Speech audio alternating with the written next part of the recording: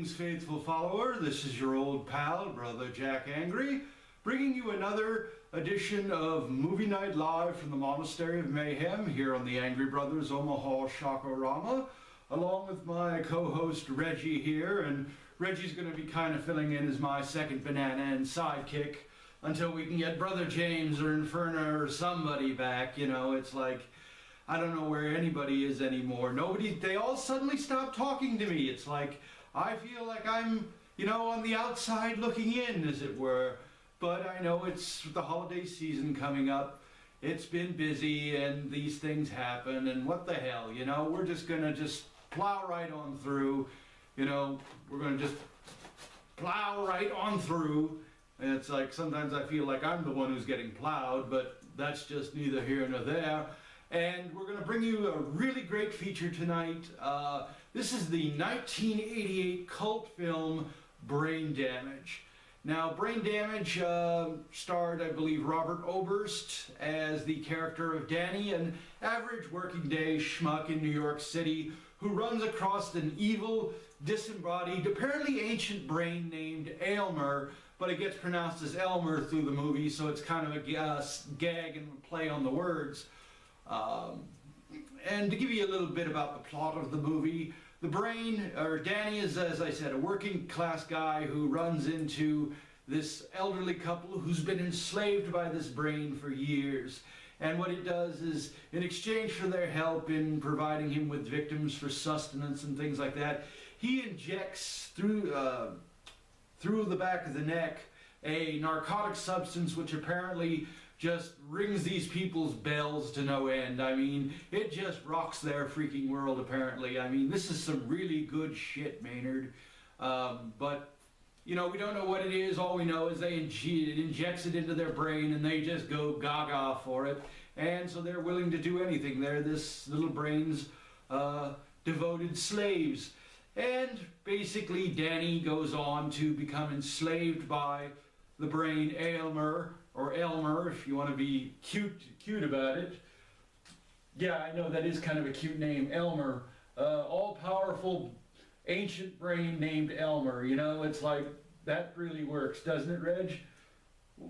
All right, what the fuck am I doing? He's dead, you know. It's like I'm sitting here talking with a skeleton. All right, well, and then surprisingly, he makes good sense about a lot of things. Hell, he's better than Brother James on a lot of things, and he doesn't drink as much. Well, yes, I know you don't drink as much because I'm not here to serve it to you. It's like, if you want to drink, walk your ass out to the wine cellar and get yourself one, huh? No? Okay, well then sit there and shut up while I bring on this movie, all right?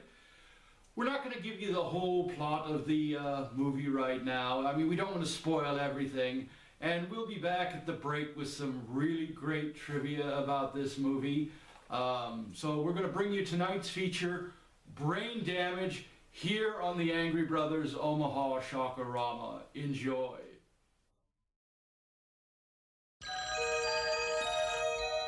It's funny. One night you go to bed, and when you wake up, everything is different.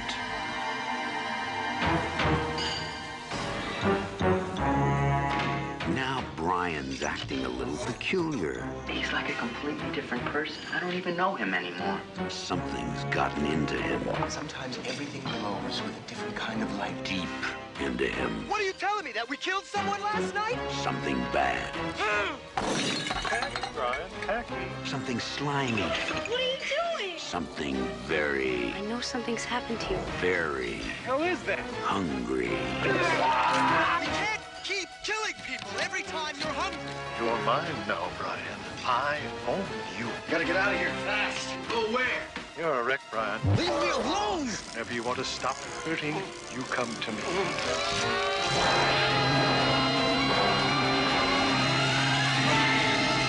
Brain damage. It will turn you inside out.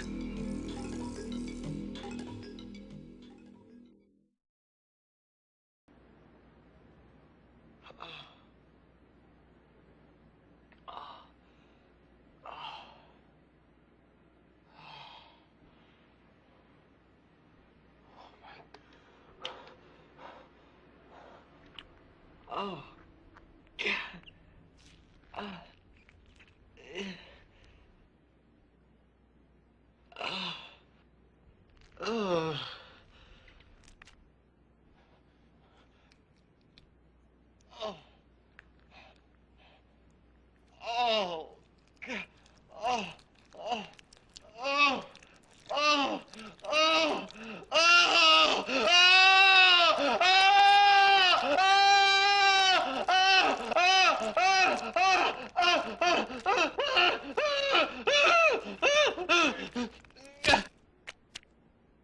Uh-oh, Brian.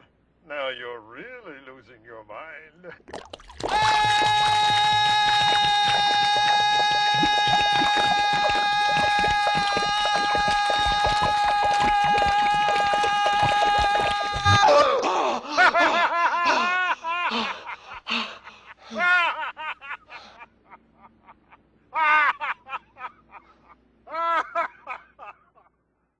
Well, greetings, faithful followers. Welcome back. What do you think of Brain Damage so far?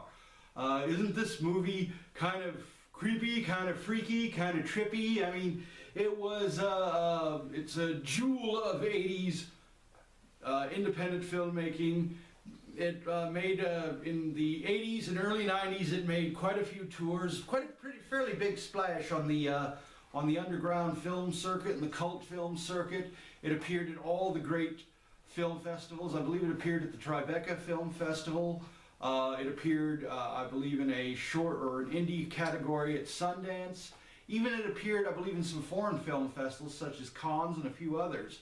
The reason the movie never really caught on mainstream is because there was a couple of scenes that were in the original print that there was a scene where essentially a girl gets her brains sucked out while she's giving head to Danny, and you know, that scene has become rather infamous as the fellatio gag scene.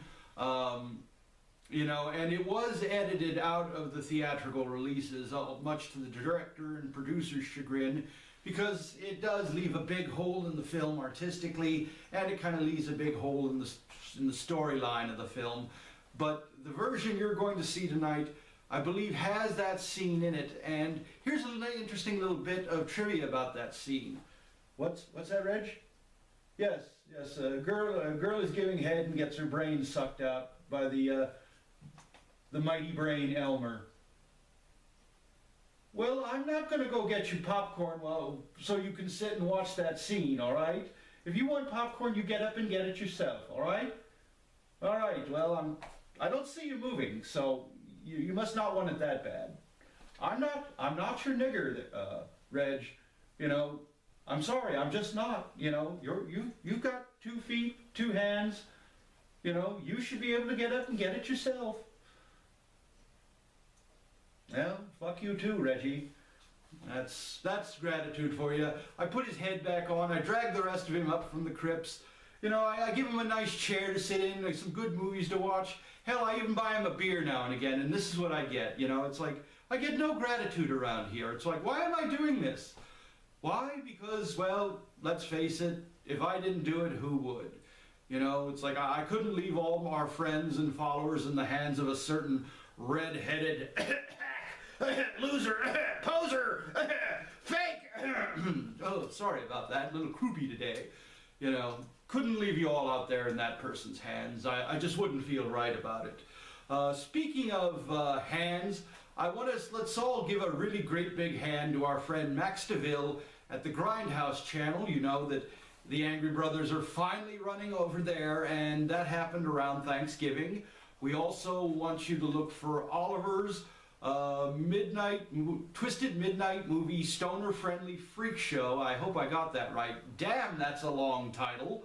And Oliver, our good friend Oliver, we were actually turned on to Oliver by our good friend in Kentucky, Uncle Edward.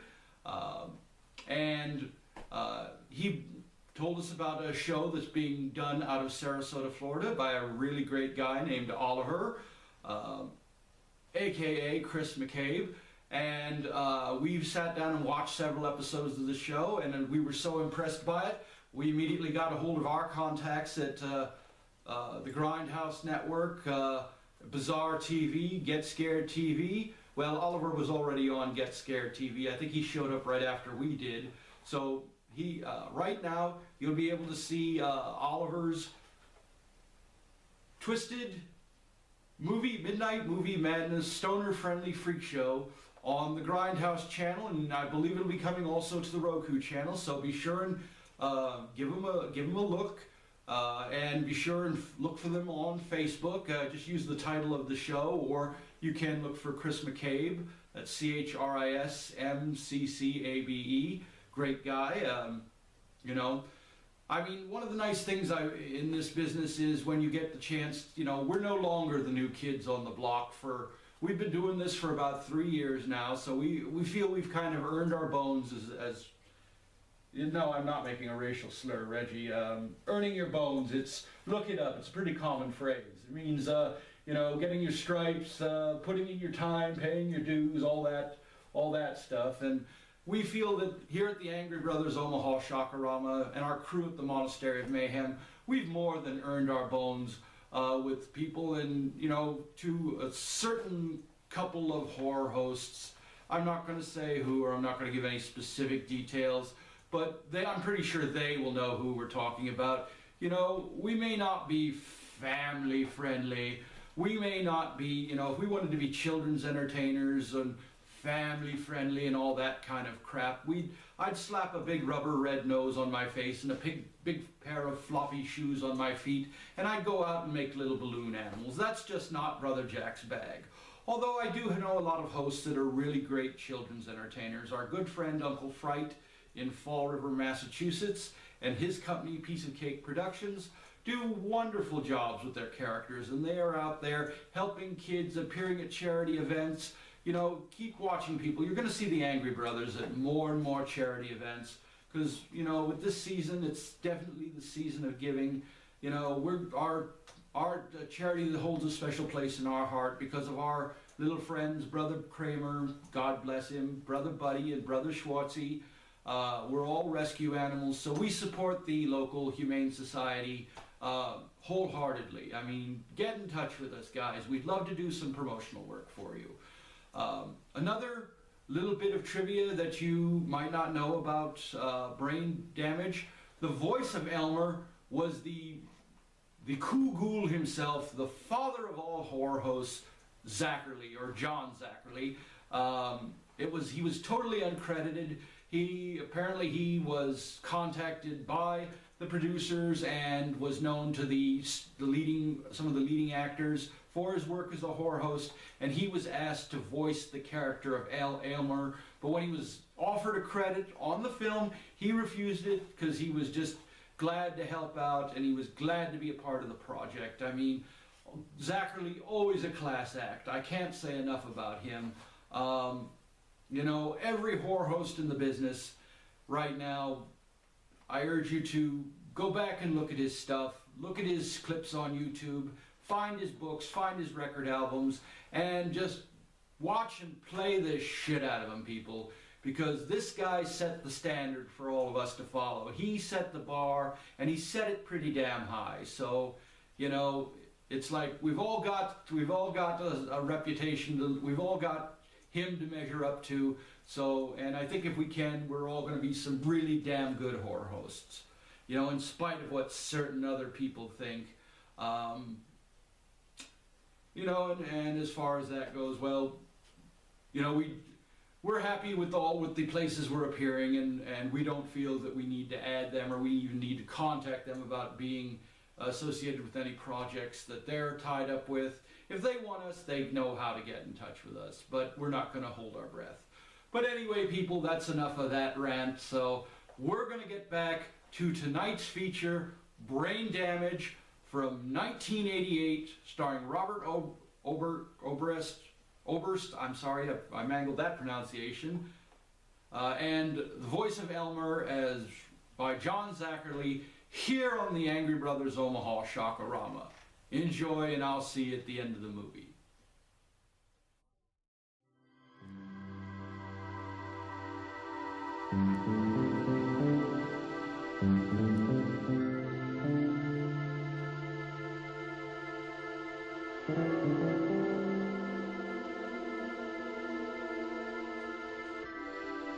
everything looks normal.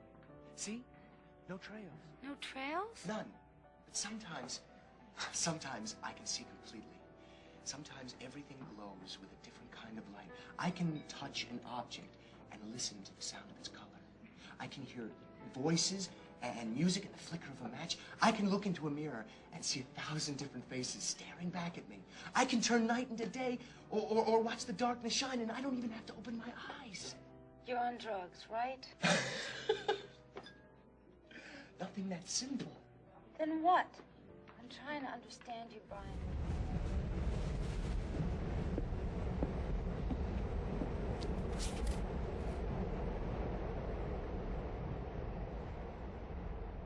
I gotta get out of here fast. And go where? Hey, Brian, hold it.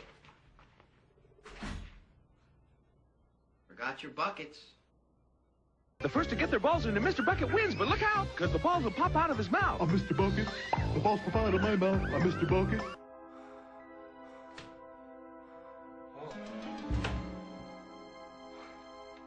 the hell's happening to me?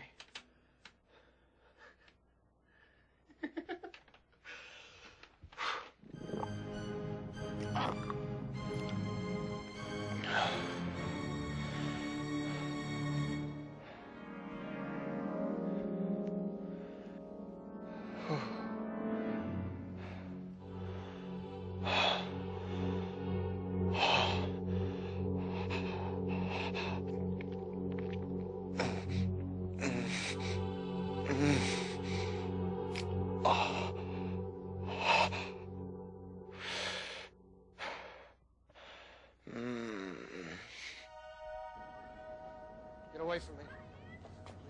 Leave me alone! One brain's as good as the next!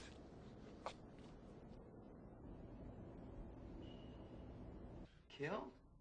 And who gets hungry? Both of us. He needs the brains, but I need his juice. It's as simple as that. I tried to fight him, but I can't.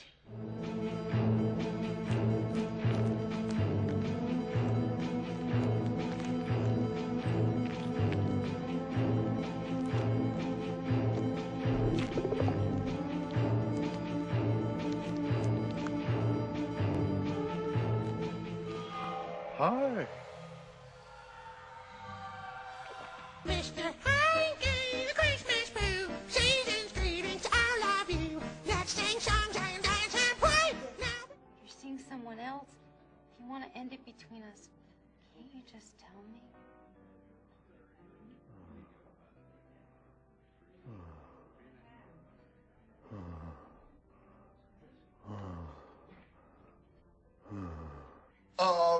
I just need some time. And what am I supposed to do in the meantime? Sit at home and wait for things to get back to normal? Or should I go out and find someone else too?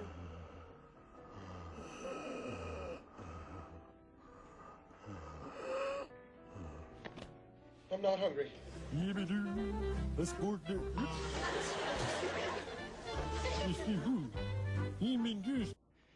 But I think something awful happened last night and I can't remember it. I don't remember where I went or who I met or what I did. All I remember is feeling something sticky in my pants and then finding them covered in blood. And not my blood. Part of my talent, Brian, is to spare you any unpleasantness. Yeah, but when it comes to blood in my underwear, I want to know how it got there. Wait, I'm confused. I'm not following any of this. Then don't worry about it. You don't need to worry about anything ever again.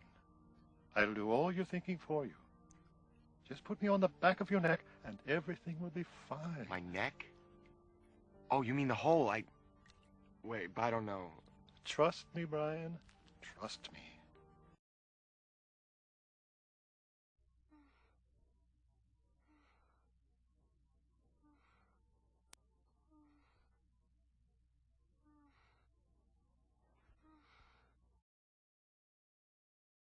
Do you hear me? Huh? It's Barbara. We have a date tonight, remember? Oh, yeah, sure. I'll be right out.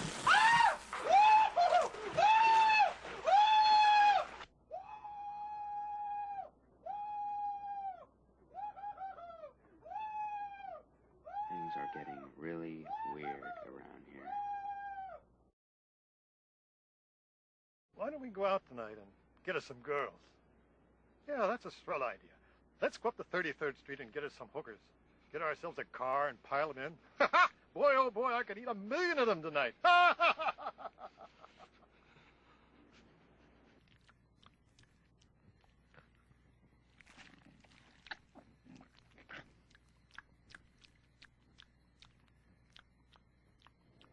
Hey, what's going on? What are you doing? Is he okay? Not bad. A bit underdone. Let's go. We better get out of here.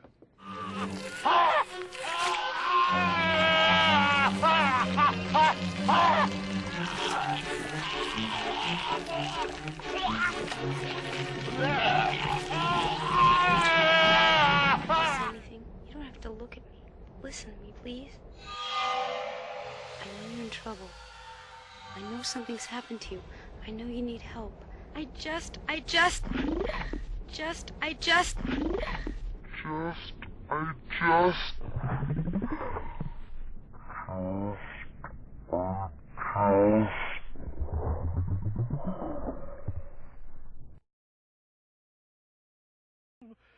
Listen, oh listen, there's a lot you're liable to be missing. Sing it, so wing it, any old way and any old time. The hurdy-gurdies, the birdies, the crop on the beat, the candy maker, the baker, the man on the street, the city charmer, the farmer, the man in the moon. Oh, sing Elmer's tune.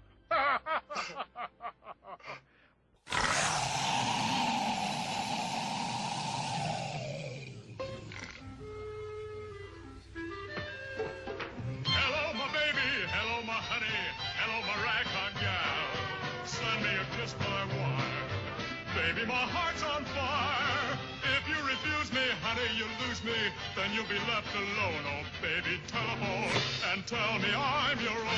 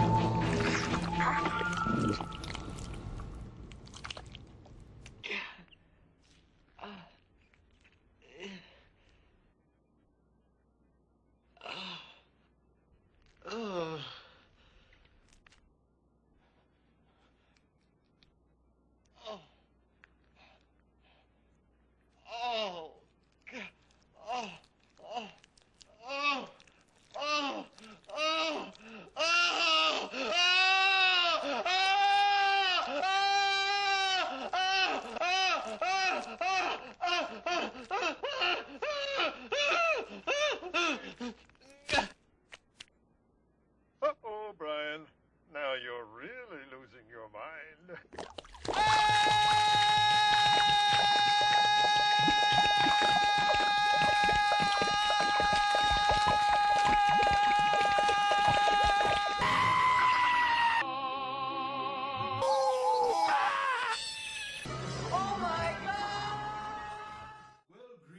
Faithful followers, welcome back. This is your old pal, Brother Jack Angry, along with Reggie, our sidekick and mascot.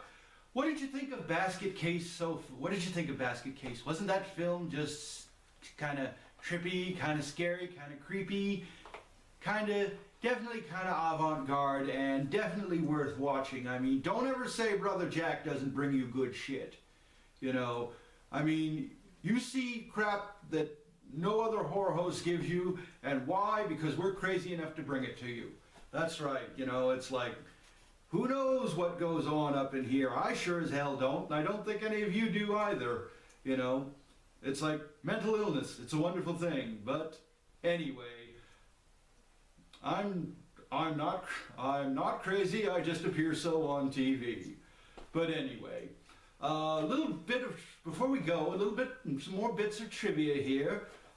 You'll see a scene where Danny was in the subway, and you'll see a guy walking around with a big wicker basket with a lock on it. That was from the director Frank Henenlotter's previous film, Basket Case, and he threw that in there. That was the title character, along with Belial, you know, his deformed, monstrous, maybe demonic, we don't know, half-brother in the basket. You know, he walks around with the big basket with the lock on it, and when he wants to kill people, he lets Belial out, and Belial just kind of goes crazy on their ass, gets all medieval on their asses and kills them. But if you see, if you look closely, you'll see him in there. Little bit of trivia. Now, the home, as I said, the home theatrical releases of Basket Case, they edited out a lot of the more gruesome scenes.